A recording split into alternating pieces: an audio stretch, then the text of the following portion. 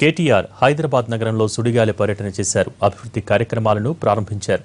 ఎన్నికల సందర్భంగా ఇచ్చిన ప్రతి హామీని అమలు చేసి చూపిస్తామన్నారు మంత్రి.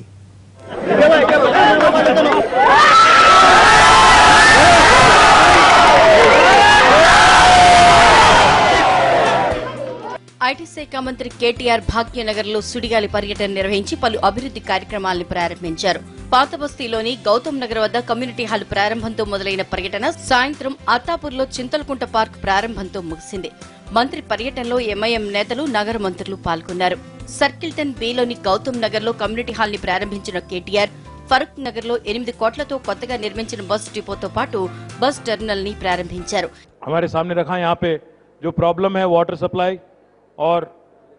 और इलेक्ट्रिसिटी की भी मैं वादा करता हूं आपको जल्द से जल्द मैं एक हफ्ते के अंदर ही मेट्रो वाटर वर्क्स और CPDCL के साथ एक मीटिंग बुलाता हूं और ये समर में ये जो पीक समर आज चल रही है इसमें आपको जिस हद तक हो सका उस हद तक जल्द से जल्द एक हल निकाल लेंगे और पूरी तरह से ओल्ड सिटी की डेवलपमेंट की तरफ गवर्नमेंट की कमिटमेंट फिर से एक बार आपको दिखाएंगे.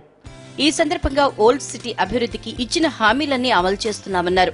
ఇక ఇక్కడ నుంచి లాడ్ బజార్ లో జరుగుతున్న అభివృద్ధి పనులను పరిశీలించిన మంత్రి మొగల్పూర్ లో 7 కోట్లతో నిర్మించిన స్పోర్ట్స్ కాంప్లెక్స్ ను ప్రారంభించారు. స్కేటింగ్ విభాగాన్ని ప్రారంభించారు. ఓల్డ్ సిటీలోని అతిపెద్ద స్పోర్ట్స్ కాంప్లెక్స్ క్రీడాకారులకు అందుబాటులోకి వచ్చింది.